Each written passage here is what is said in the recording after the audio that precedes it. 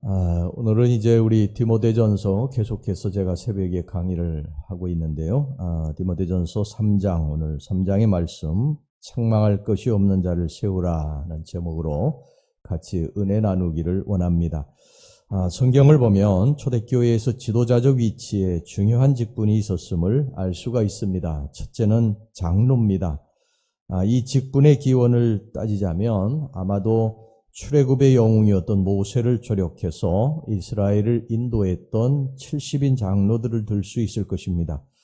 유대교는 이 전통을 이어받아서 각 회당마다 지도급 인사로 장로들을 두었고 그들로 하여금 각종 집회와 신앙훈련 및 교회 내에서 발생하는 갖가지 소송 문제를 주관하게 했습니다.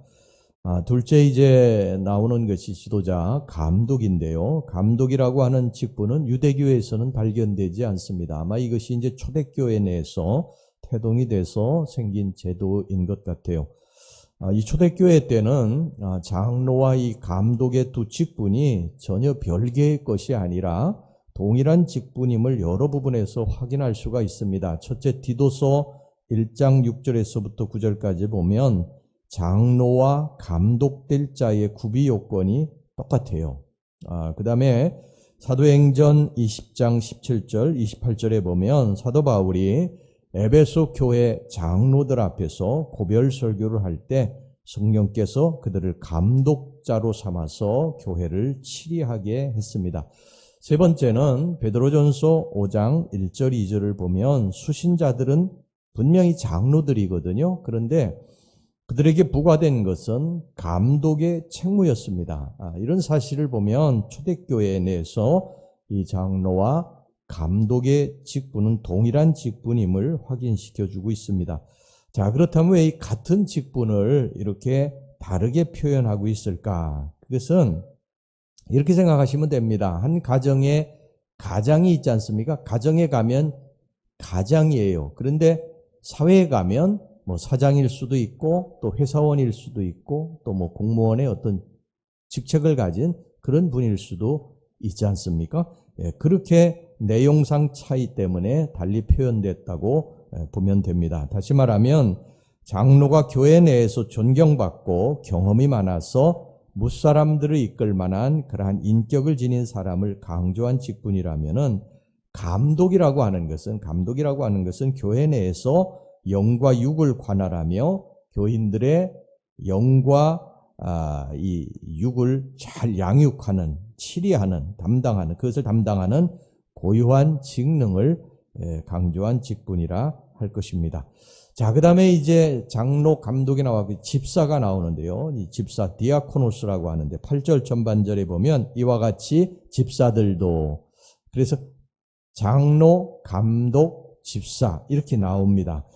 이 집사의 직분은 초대교회 때 생겼습니다. 성경에 보면, 사도행전에 보면 7 집사를 세우죠. 그렇죠? 이 사도들은 말씀과 기도에 전념하고 이 7 집사를 세워서 이 초대교회 전반에 관한 일을 관할하게 했습니다. 이 직분의 기원은 유대교예요. 유대인들은 율법이 명한 바를 쫓아서 가난한 형제들, 특히 과부와 고아를 구제하고 돕는 일에 힘썼습니다. 이 같은 이제 아름다운 제도가 초대교회 때도 그대로 계승이 된 것입니다. 사도들은 말씀을 전하느라고 너무 바빴어요. 그래서 어떤 행정이라든지 어떤 치리라든지 교육이라든지 이런 것들을 제대로 할 시간이 없었죠. 고아 또 과부들을 먹이고 또 그들을 어떤 선을 베풀고 이런 일들을 할 시간이 없었어요. 그래서 7 집사를 세우고 그것을 이제 하도록 한 것입니다. 이 직분, 그러니까 감독, 장로, 또 집사, 아까 감독하고 장로는 같은 직분이라고 그랬으니까요. 이 집사하고 장로하고의 직분은 지금 무엇을 말하느냐 하면 성경에 나오는 감독, 장로는 목사를 말하는 것입니다. 지금 목사를 말하는 것이고요. 집사, 디코는 이 집사는 바로 장로를 말하는 것입니다. 디모데는 이들을 세움에 있어서 구비 요건을 말씀을 하고 있습니다. 조금씩 서로 다르지만 크게 보면 세 부분으로 나눌 수가 있어요. 목사든 장로든 교회의 영적 지도자들은 이 세 가지를 분명하게 하지 않으면 세우지 말아야 된다고 성경이 말씀하는 거예요. 첫 번째가 뭐냐면 개인적인 신앙이에요. 개인적인 신앙. 그 다음에 두 번째가 가정생활입니다. 세 번째가 사회생활이에요. 반드시 이것이 타의 모범이 되어야 된다. 다른 사람들이 존경받을 만한, 다른 사람들에게 존경받을 만한 일을 해야 된다. 가정에서도 성실해야 된다. 또 개인적인 신앙생활도 모든 사람들이 우러러 볼 만큼 그렇게 성실하게 해야 된다. 이것이 바로 이 감독과 이 집사, 지금 교회의 목사와 장로의 그러한 어떻게 보면 구비 요건입니다.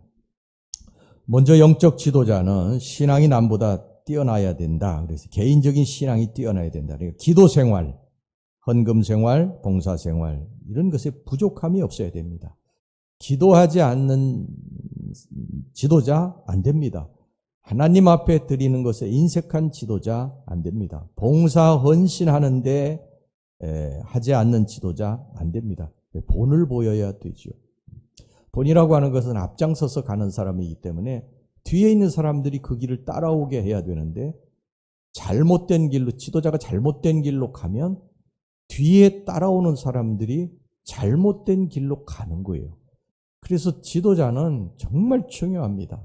지도자는 하나님으로부터 큰 특권을 받지만 이걸 잘못하게 되면 나중에 주님으로부터 엄청난 책망과 징계를 받게 됩니다. 왜 그러냐면 잘못된 길로 이끌기 때문에 그래요.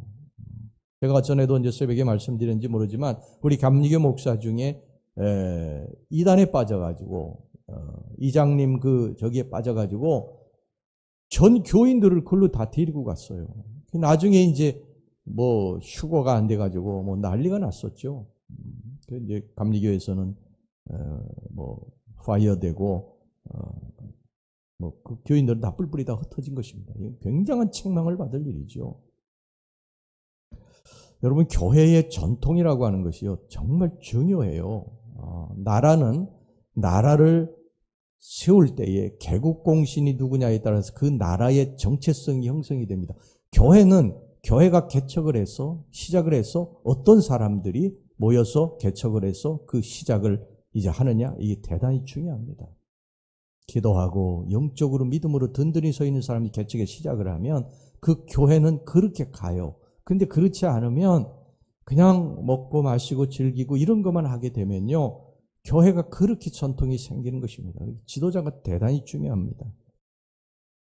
그 다음에 개인적인 인격인데요. 여기 성경에 보면 책망할 것이 없는 자라야 된다. 2절 말씀 보세요. 그러므로 감독은 책망할 것이 없으며 하나 아내의 남편이 되며 절제하며 신중하며 단정하며 나그네를 대접하며 가르치기를 잘하며 그러니까 다른 사람들에게 존경받을 만한 사람을 세워야 된다는 것입니다. 절제하며 신중하다고 하는 것은 자기 통제를 잘한다는 의미입니다. 그리고 술을 즐기지 아니하고 집사는 술에 임박히지 아니하고 폭력을 행사하지 아니하고 따뜻한 마음을 가진 사람, 남과 다투지 않고 돈을 사랑하지 않는 사람, 하나님보다도 돈을 사랑하면 안 된다는 거예요. 더러운 일을 탐하지 않는 사람, 이런 사람을 세워야 된다는 것입니다.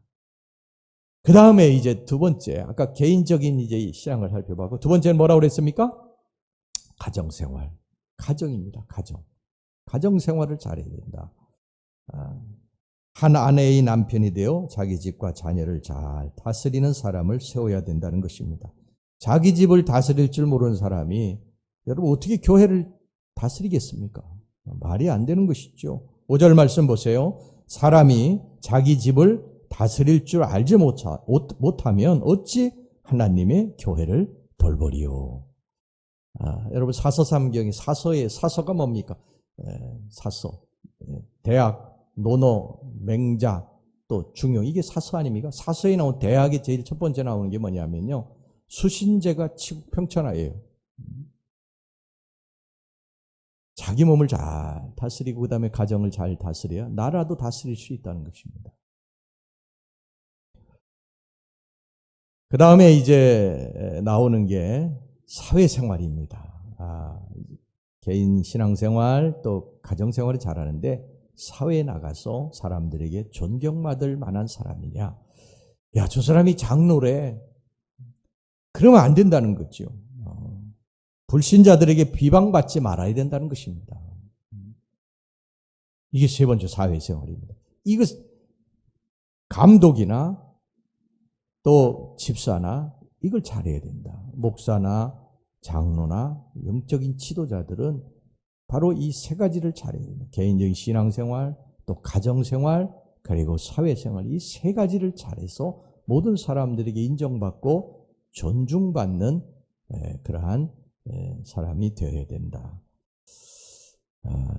여러분, 교회가 어떤 사람을 장로로 세우느냐, 이것으로 말미암아 교회가 서기도 하고 무너지기도 합니다. 신앙의 본이 되지 못하는 사람을 장로로 세우면 사람들이 야, 장로는 저렇게 해도 되나 보다, 그렇게 잘못된 신앙을 배우게 되고 그것이 교회의 전통이 되어버리는 것입니다.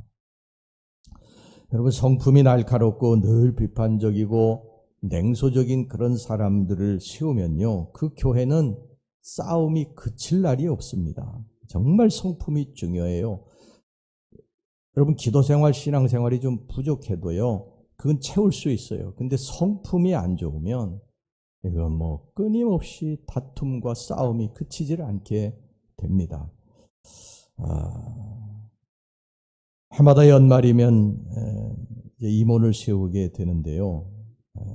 그때 누가 봐도 자격이 없는, 장로 자격이 없는 사람을 인간적인 뭐 교회 오래 다녔다고 또 나하고 친분이 있다고 이렇게 추천할 때 이 목사가 정말 난감하게 됩니다.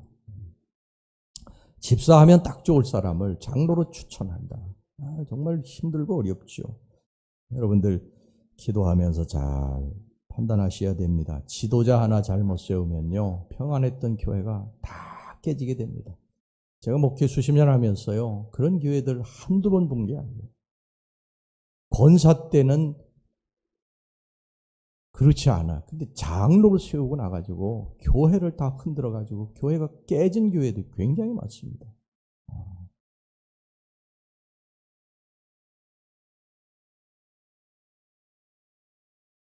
또 본인도요, 내가 과연 장로의 자격이 있는가, 정말 내가 장로가 돼서 하나님 앞에 본이 돼서 사람들에게 존경받을 그런 그릇이 되는가, 이것도 생각해 보셔야 됩니다.